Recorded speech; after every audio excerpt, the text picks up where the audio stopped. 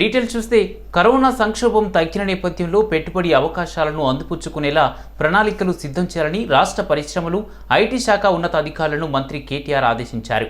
ప్రగతి భవన్లో పరిశ్రమలు, ఐటీ శాఖ ఉన్నతాధికారులతో కేటీఆర్ సమీక్షించారు. కరోనా సంక్షోభం వలన అనేక రంగాల్లో పలు ఇబ్బందులు, సవాళ్లు తలెత్తినప్పటికీ వివిధ రంగాల్లో భారత్ లాంటి దేశాలకు అనేక నూతన అవకాశాలను కల్పించిందన్నారు. ఇలాంటి అవకాశాలను అందిపుచ్చుకోవడంలో ఆదర్శవంతమైన విధానాలతో ప్రపంచంలోని అనేక కంపెనీల పెట్టుబడులను ఆకర్షించడంలో తెలంగాణ లాంటి రాష్ట్రాలకు ఇదొక మంచి అవకాశమని అభిప్రాయపడ్డారు. రాష్ట్రం అమలు చేసిన పారిశ్రామిక విధానాలు, సంస్కరణలతో తనదైన ఒక గుర్తింపును తెలంగాణ సాధించిందన్నారు. కేంద్ర రాష్ట్ర ప్రభుత్వాలు జేఏసీగా ఏర్పడి రైతులను మోసం చేస్తున్నాయని టీపీసీసీ అధ్యక్షుడు రేవంత్ రెడ్డి మండిపడ్డారు. టీఆర్ఎస్, బీజేపీ కలిసి నాటకాలు ఆడుతున్నాయని విమర్శించారు. 3 లక్షల కోట్ల రూపాయలు అప్పులు చేసి ప్రాజెక్టులు కట్టామని చెప్తున్న ప్రభుత్వాన్ని కమిషన్లు అడగటం లేదని, పండించిన పంటకు గిట్టుబాటు ధర కల్పించాలని కోరుతున్నట్లు ఆయన స్పష్టం చేశారు. రైతుల పక్షాన పోరాటం చేయాలంటే సీఎం కేసీఆర్ స్వయంగా అన్నదాతల వద్దకు వెళ్లాలని రేవంత్ రెడ్డి డిమాండ్ చేశారు. లేదంటే చనిపోయిన రైతు కుటుంబాలను పరామర్శించాలని కోరారు. బండి సంజయ్, కిషన్ రెడ్డి ఢిల్లీకి వెళ్లి ప్రధాని మోడీని నిలదీయాలని సూచించారు. ఇవాల్టి నుంచి 23 వరకు కల్లాల్లో కాంగ్రెస్ పార్టీ ఉద్యమం ఉంటుందని రేవంత్ రెడ్డి తెలిపారు. కాంగ్రెస్ పార్టీ ఈ నెల 23 వరకు సీఎం కేసీఆర్కు సమయం ఇస్తున్నట్లు చెప్పారు. ఆ తర్వాత రైతులతో కలిసి ప్రగతి భవన్ ముట్టడిస్తామని హెచ్చరించారు. పేదలకు సరఫరా చేయడానికి ఈరోజు కేసీఆర్ గారిని ముఖ్యమంత్రిగా ఎన్నుకున్నారు. నేను అడుగుతున్న ఈ రాష్ట్ర ముఖ్యమంత్రిని, మీరు 7 సంవత్సరాల ముఖ్యమంత్రి పాలనలో 3 లక్షల కోట్ల రూపాయల అప్పులు తీసుకొచ్చి కాంట్రాక్టర్లు కట్టబెట్టి 1000 కోట్ల రూపాయలు కమిషన్లు మెక్కినవు కదా. ఇవాళ ఈ రైతులు ఎవరు నీ కమిషన్ల వాటా అడుగుతలేరు. నీ గజ్వెల్ ఫామ్ హౌస్లో గుంట భూమి అడుగుతలేరు.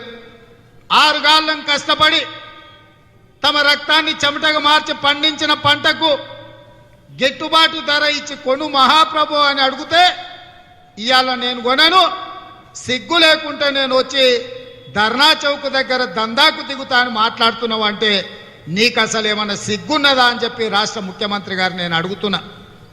ఇవాళ ఈ రాష్ట్ర ముఖ్యమంత్రిని అడుగుతున్నా, నీ దోపిడీ కోసం 3 లక్షల రూపాయల అప్పు తెచ్చి కుప్ప పోసుకున్నావు కదా నీ ఇంట్లో, నీ ఫామ్ హౌస్లో 1000 కోట్ల రూపాయలు.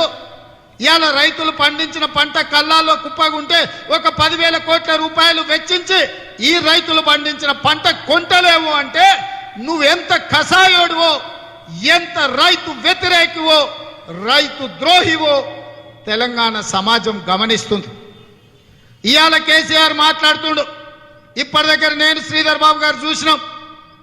ఈ రైతుల పండించిన పంటకు ఇందిరా పార్కు దగ్గర ధర్నా చేసి అండగా నిలబడతా. తెలుగు రాష్ట్రాల్లో ఎన్ఐఏ సోదాలు పూర్తయ్యాయి. తెలంగాణ, ఆంధ్రప్రదేశ్లోని 7 జిల్లాల్లో మొత్తంగా 14 చోట్ల ఎన్ఐఏ సోదాలు చేసింది. ఛత్తీస్గఢ్ బస్తర్ ఎన్కౌంటర్ కేసులో ఎన్ఐఏ ఈ సోదాలు నిర్వహించింది. ఏపీలోని ప్రకాశం, విశాఖ, కృష్ణా జిల్లాలు, తెలంగాణలోని హైదరాబాద్, మేదక్, మేడ్చల్, రంగారెడ్డి జిల్లాల్లో ఎన్ఐఏ సోదాలు చేసింది. తెల్లవారుజామున 5 గంటలకు సోదాలు మొదలుపెట్టిన ఎన్ఐఏ పలు కీలక దస్త్రాలు, విప్లవ సాహిత్యం, డిజిటల్ పరికరాలు స్వాధీనం చేసుకుంది. హైదరాబాద్ నగరం నలుదిక్కులా శరవేగంగా అభివృద్ధి చెందడం వల్ల రవాణా సౌకర్యాలు మెరుగయ్యాయని మహేశ్వరం నియోజకవర్గం బీజేపీ ఇన్ఛార్జి శ్రీరాములు యాదవ్ అన్నారు. కందుకూరు మండలం కొత్తూరు రహదారిపై ఏర్పాటు చేసిన ఇండియన్ ఆయిల్ పెట్రోల్ బంకును ఆయన ప్రారంభించారు. వాహనదారులకు ఇబ్బందులు లేకుండా పెట్రోల్ ఉత్పత్తులు గ్రామీణులకు సైతం అందుబాటులోకి వస్తున్నాయని అందెల శ్రీరాములు హర్షం వ్యక్తం చేశారు. ఈ సందర్భంగా బంకు యజమానులను ఆయన సన్మానించారు. జీహెచ్ఎంసీకి సమీపంలో ఉండటం వల్ల మహేశ్వరం, కందుకూరు మండలాలు పారిశ్రామిక కారిడార్లుగా రూపుదిద్దుకుంటున్నాయని ఆయన అన్నారు.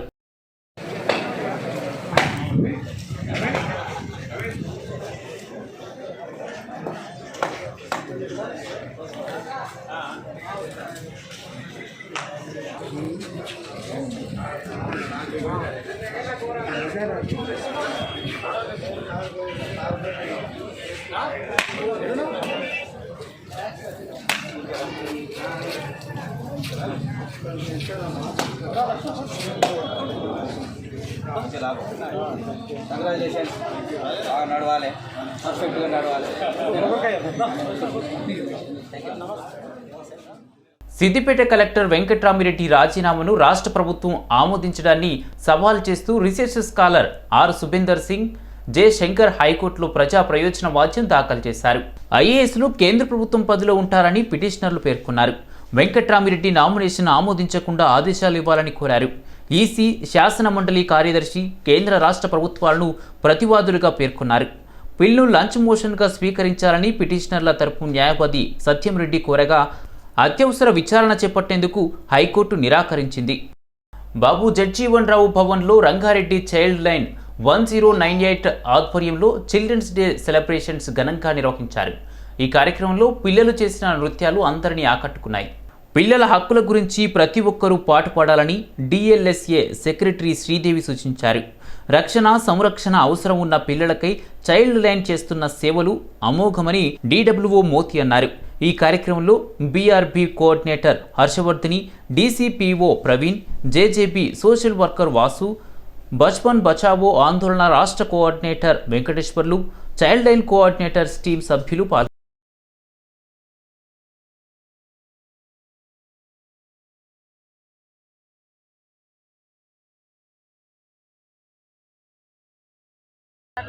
ఆర్గనైజ్ చేసిన ఈ ప్రోగ్రామ్కి నేను అటెండ్ అవ్వడం జరిగింది. నాకు చాలా సంతోషంగా ఉంది. బికాజ్ నాకు చిన్నపిల్లలు అంటే చాలా ఇష్టం. ఇది 1 వీక్ కూడాను చిల్డ్రన్స్ డే సందర్భంగా 1 వీక్ వారోత్సవాలు అనేవి జరుపుకుంటున్నారు. సిడబ్ల్యూసీ మేడం గారు కూడా ఇందులో అటెండ్ అవ్వడం జరిగింది. ఈ ప్రోగ్రామ్కి నన్ను గెస్ట్గా పిలవడం జరిగింది. ఈ ప్రోగ్రామ్ చాలా బాగా జరిగింది. ప్రతి పిల్లలు కూడాను మంచి పర్ఫార్మెన్స్ బాగా చేశారు. అసలు ప్రతి ఒక్కరికి కూడాను చైల్డ్ రైట్స్ మీద అవగాహన కల్పించాలంటే ఇట్లాంటి ప్రోగ్రామ్స్ ఇంకా అవసరం. అందరూ బాధ్యత ఏంటంటే చిల్డ్రన్ని మనం కాపాడుకోవాలి. ఎందుకంటే వాళ్ళే మన భావి భారత పౌరులు, వాళ్ళే మన ఫ్యూచర్. కాబట్టి మనం వాళ్ళని ఎట్లాగైనా సరే కాపాడుకోవాలి. ఇట్లాంటి ప్రోగ్రామ్స్ పెట్టి చైల్డ్ రైట్స్ కోసం ఇంకా న్యూస్ పబ్లిసిటీ అనేది వస్తే బాగుంటుందని చెప్పి నా ఉద్దేశం. ఈ ప్రోగ్రామ్ గ్రాండ్ సక్సెస్ అయితే తెలియజేస్తున్నాను. నిషేధిత పొగాకు, జర్దా సప్లై చేస్తున్న అంతర్రాష్ట్ర నిందితుడు చిన్న నాగరాజ్ను ఈస్ట్ జోన్ టాస్క్ ఫోర్స్ పోలీసులు అరెస్ట్ చేశారు. నిందితుడి నుంచి 58 లక్షల విలువ చేసే టొబాకో స్వాధీనం చేసుకున్నారు. హైదరాబాద్లో ఉన్న పాన్ షాప్స్కు సప్లై చేస్తున్నాడని 2017లో ఢిల్లీలో అమిత్, నరేష్ ఇద్దరితో నాగరాజుకు పరిచయం ఏర్పడిందని సిపి అంజనీ కుమార్ తెలిపారు. వారి దగ్గర టొబాకో కొనుగోలు చేసి హైదరాబాద్లోని ఉస్మాన్ గంజ్లోని గోదాంలో పెట్టాడని ఆయన చెప్పారు. టొబాకో, గంజాయి ఎవరైనా విక్రయాలు చేస్తుంటే తమకు సమాచారం అందించాలని సిపి సూచించారు. Hyderabad city police east zone task force team ద్వారా ఒక ఆపరేషన్లో inter state tobacco supplier gang ఈ కేసుకి డిటెక్షన్ జరిగింది. ఇప్పటివరకు 1475 kilogram of band chewing tobacco product కి సీజర్ జరిగింది. ఇదికి మార్కెట్ వాల్యూ 57 lakh రూపీస్ పైన ఉంది. ఈ సందర్భంలో Afzalgunj police station east zone తర్వాత టాస్క్ ఫోర్స్ ఒక జాయింట్ ఆపరేషన్లో ఒక గోడౌన్ ఉంది న్యూ ఉస్మాన్గంజ్. ఈ గోడౌన్లో రేడ్ చేశారు. అండ్ ఒక person D Chinna Nagaraju, he was also apprehended. E D Chinna Nagaraju son of Krishnamurthy, resident of Bandimetta, Kurnool jilla, Andhra Pradesh. And ఈ ప్రాపర్టీ చాలా బ్రాండ్స్కి సీజర్ జరిగింది. మీ సమక్షంలో ఉంది. కొన్ని ప్రాపర్టీస్ కింద డౌన్, ఒక వెహికల్లో కూడా ఉంది. ఈ సందర్భం ఎస్ఐ, కానిస్టేబుల్ ఉద్యోగాల కోసం పోటీ పడుతున్న విద్యార్థులకు east zone DCP Ramesh Reddy అవగాహన కార్యక్రమం నిర్వహించారు. ఇందులో భాగంగా దిల్సుఖ్ నగర్లోని ప్రధాన రోడ్లో ఉన్న Chaitanya institute of police study circle ఆధ్వర్యంలో టాలెంట్ టెస్ట్ పెట్టారు. ఈ టెస్ట్లో ప్రతిభ కనబరిచిన మొదటి 5 ర్యాంకులు సాధించిన వారికి డీసీపీ నగదు బహుమతులను అందజేసి అభినందించారు. విద్యార్థులు లక్ష్యం సాధించేందుకు నిరంతరం సాధన చేస్తూ ముందుకు వెళితే ఫలితం తప్పకుండా వస్తుందని డీసీపీ రమేష్ అన్నారు. Chaitanya institute of police centre director Enumetla నరసింహారెడ్డితో పాటు ఫ్యాకల్టీని ఆయన అభినందించారు. ఈ కార్యక్రమంలో మలక్పేట ఏసీపీ వెంకటరమణ, సిఐలు శ్రీనివాస్, బిఎన్ నాయక్తో పాటు ఇన్స్టిట్యూట్ ఫ్యాకల్టీతో పాటు 1000 మంది విద్యార్థులు టాలెంట్ టెస్ట్లో పాల్గొన్నారు.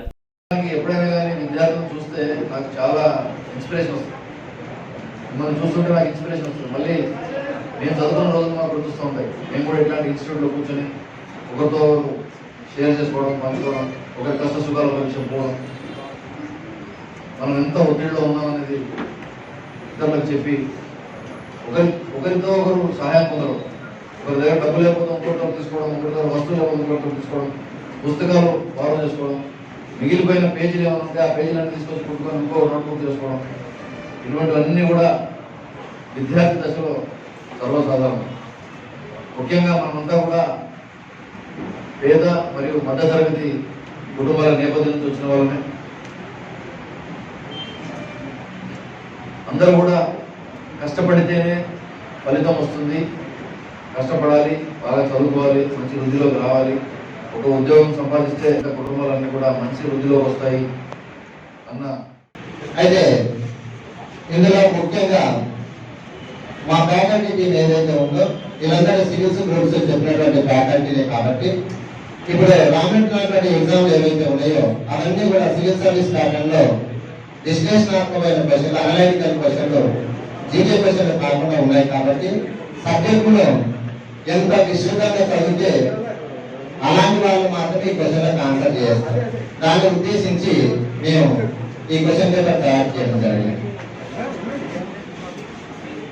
ఇక బిజీగా ఉన్నా కూడా మా ఈ నెల 10న హస్తినాపురంలో ప్రేమోన్మాది బసవరాజు చేతిలో కత్తిపోట్లకు గురై నవీన ఆసుపత్రిలో చేరిన బాధితురాలు శిరీష ఇవాళ డిశ్చార్జ్ అయింది. అమ్మాయి శరీరంపై 18 కత్తిపోట్లు ఉన్నాయని, ఆపరేషన్ అవసరమని భావించామని, కానీ సర్జరీ లేకుండా అమ్మాయి కోలుకుందని ఈ సందర్భంగా ఆసుపత్రి వైద్యులు తెలిపారు. అమ్మాయి పూర్తిగా కోలుకోవడంతో డిశ్చార్జి చేస్తున్నామంటున్న వైద్యులతో మా ప్రతినిధి శ్రీకాంత్ ఫేస్ టు ఫేస్. వారం ఎల్బీ నగర్లో యువతిపై జరిగిన దాడి, దానికి అలాగే ఇమ్మీడియట్గా వాళ్ళు నియరెస్ట్ ఉన్న నవీన మల్టీ స్పెషలిస్ట్ హాస్పిటల్ హస్తినాపురం తీసుకోవడం జరిగింది. ఆ తర్వాత 8 డేస్గా తను ట్రీట్మెంట్ తీసుకోవడం, ఆ తర్వాత తనకి జరిగిన ట్రీట్మెంట్ గురించి మరిన్ని విశేషాలు మనతో పాటు డాక్టర్ ఉన్నారు, వారిని అడిగి తెలుసుకుందాం. నమస్కారం అండి, good afternoon. Myself doctor Raviteja, general physician. And ఇప్పుడు ఏదైతే యువతి మన దగ్గర ట్రీట్మెంట్ తీసుకుంటుందో తన పేరు శిరీష అండి. And she is 20 years old female. వారం రోజుల క్రితం మన దగ్గరికి కత్తుపోట్లతో సాయంత్రం 3:30-4 గంటల ప్రాంతంలో మన దగ్గరికి వచ్చి అడ్మిట్ అవ్వడం జరిగింది. అండ్ ప్రైమరీ మనం చూస్తే అక్కడ ఏమున్నాయంటే 18 to 20 కత్తిపోట్లు బాడీ మీద వేరియస్ ఏరియాలో ఉన్నాయండి. అండ్ ముఖ్యంగా వైటల్ ఏరియాస్ అయినటువంటి లంగ్స్ అండ్ అబ్డామిన్లో కూడా కత్తిపోట్లు ఉన్నాయండి. అండ్ అప్పటికప్పుడు మనం వచ్చినప్పుడు చూసుకుంటే బీపీ కొంచెం రక్త స్రావం జరగడం వల్ల బీపీ పడిపోయే స్థాయిలో ఉంది. సో మనం బీపీ స్టెబిలైజ్ చేసుకోవడానికి మనకు 2 hours దాకా టైం పట్టింది. దెన్ కొంచెం స్టెబిలైజ్ చేసుకున్న తర్వాత అమ్మాయిని ఐసీయూకి షిఫ్ట్ చేసుకోవడం జరిగింది. దాని తర్వాత ప్రిలిమినరీ ఇన్వెస్టిగేషన్స్ చేసిన తర్వాత మనకు తెలిసిన విషయం ఏంటంటే ఛాతీ భాగంలో అలాగే పొట్ట భాగంలో బ్లీడింగ్ అయిందని తెలిసిందండి. వాటిని హీమోథొరాక్స్ అండ్ హీమోపెరిటోనియం కూడా అంటారు. సో డే బై డే వాటిని అసెస్ చేసుకుంటూ మేము ట్రీట్మెంట్ చేయడం జరిగిందండి. And second day, third day రక్తస్రావం తీవ్రత కొంచెం పెరగడం జరిగింది. అండ్ థర్డ్ డే మేము అనుకున్న విషయం ఏంటంటే ఆ రోజు ఆపరేషన్ కూడా అవసరం పడుతుందేమో అనుకున్నాం. బట్ గాడ్ గ్రేస్ అండ్ మనం ఇచ్చిన ట్రీట్మెంట్ ఫలితంతో అమ్మాయి ఆపరేషన్ దాకా ఏం పోలేదు. అండ్ తర్వాత ఒక 4 days తర్వాత మనం ఐసీయూ నుంచి బయటికి షిఫ్ట్ చేయడం జరిగింది జనరల్ వార్డ్కి. అండ్ జనరల్ వార్డులో అమ్మాయికి మనం గత 3 రోజుల నుంచి ట్రీట్మెంట్ అందించడం జరిగింది. అండ్ ఈరోజు ఫైనల్గా అమ్మాయిని మనం సక్సెస్ఫుల్గా పూర్తి ఆరోగ్యంతో డిశ్చార్జ్ చేయడం జరుగుతుందండి. అండ్ అమ్మాయికి ఆరోగ్యం మెరుగుపడదని చెప్తున్నారు, కానీ మెంటల్లీ తను సైకలాజికల్ తను ఎఫెక్ట్ పడి ఉండొచ్చు కదా, దానికి మీరు ట్రీట్మెంట్ ఏమి ఇచ్చారు? యాక్చువల్ డెఫినెట్లీగా ఇలాంటి ఈవెంట్స్ ఏవైతే దొరుకుతాయో అప్పుడు ఖచ్చితంగా సైకలాజికల్ ఎఫెక్ట్స్ ఖచ్చితంగా ఉంటుంది, అండ్ స్టిగ్మా ఖచ్చితంగా ఉంటుంది. ఆ psychological effect and social stigma పోవడానికి కూడా మేము మా సైడ్ నుంచి కౌన్సిలింగ్ చేయడం జరిగింది. అండ్ సైకియాట్రిస్ట్ని కూడా కల్పించడం జరిగింది. అండ్ మా హాస్పిటల్ స్టాఫ్ ఎవరైతే ఉన్నారో డాక్టర్స్ కావచ్చు, నర్సింగ్ స్టాఫ్ కావచ్చు, అమ్మాయితో మూవ్ అయిన విధానం కానీ అమ్మాయిని మేమేం డిఫరెంట్గా చూడడం జరగదు. అందరు పేషెంట్లని ట్రీట్ చేసి ఇంకొంచెం స్పెషల్ కేర్ ఇస్తూ అమ్మాయిలో పాజిటివ్ యాటిట్యూడ్ రావడానికి మేము మా సైడ్ నుంచి ఎంత కృషి చేయాలో అంత కృషి చేయడం జరిగిందండి. పాటించాల్సిన కొన్ని రూల్స్ కానీ దాని మెడిసిన్స్ కానీ దాని గురించి మీరు ఏమని చెప్పారు?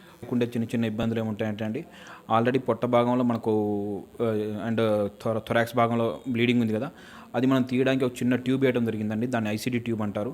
ఆల్మోస్ట్ అది ఛాతిలోకి బలంగా కొంచెం లోపలికి గుచ్చి ట్యూబ్ వేయడం జరుగుతుందండి. అది తీసేసాము. దాని ప్రాంతంలో కొంచెం నొప్పి వచ్చే అవకాశం ఉంది. అలాగే పొట్ట భాగంలో కూడా నొప్పి వచ్చే అవకాశం ఉంది. నొప్పి తీవ్రత పెరిగితే మాత్రం అమ్మాయి మళ్ళీ మన దగ్గరకు వచ్చి ఒకసారి రివ్యూ స్కాన్ చేసుకోవాల్సిన అవసరం ఉందండి.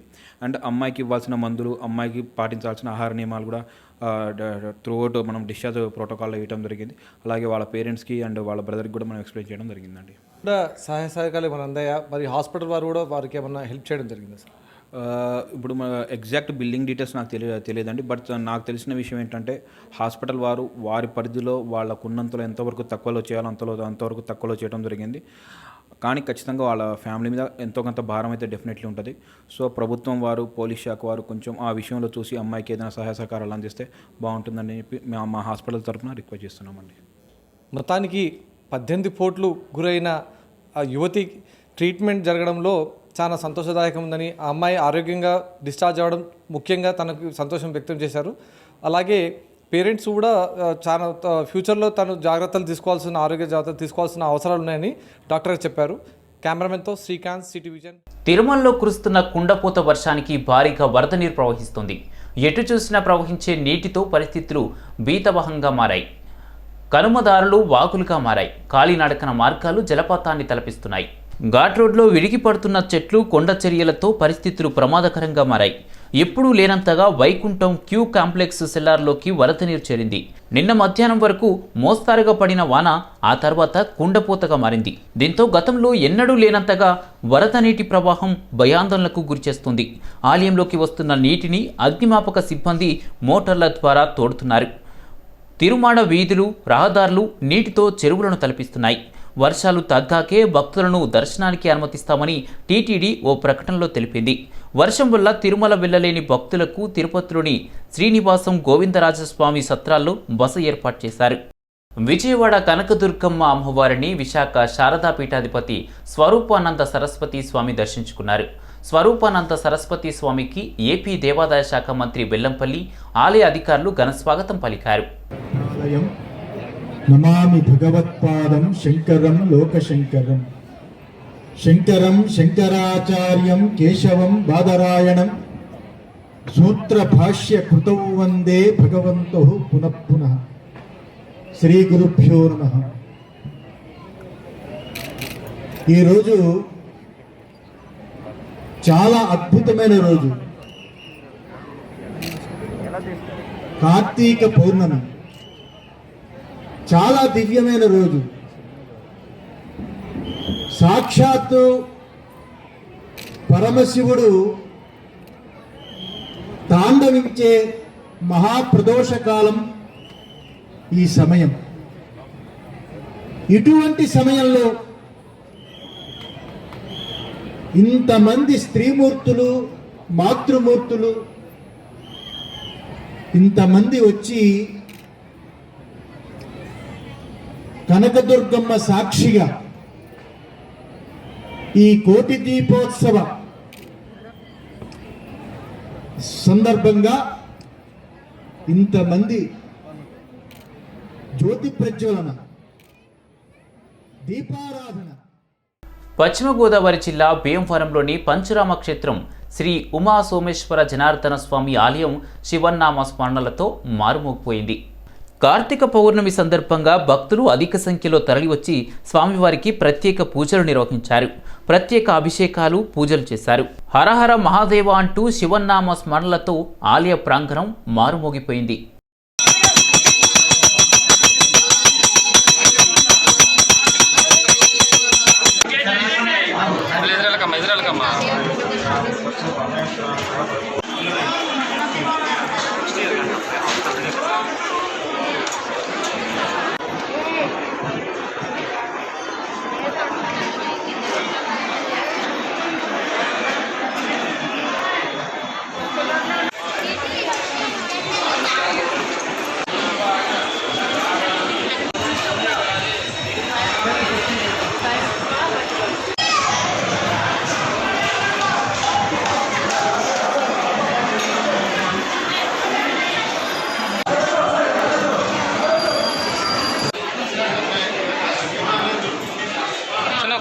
చిన్న ఒకసారి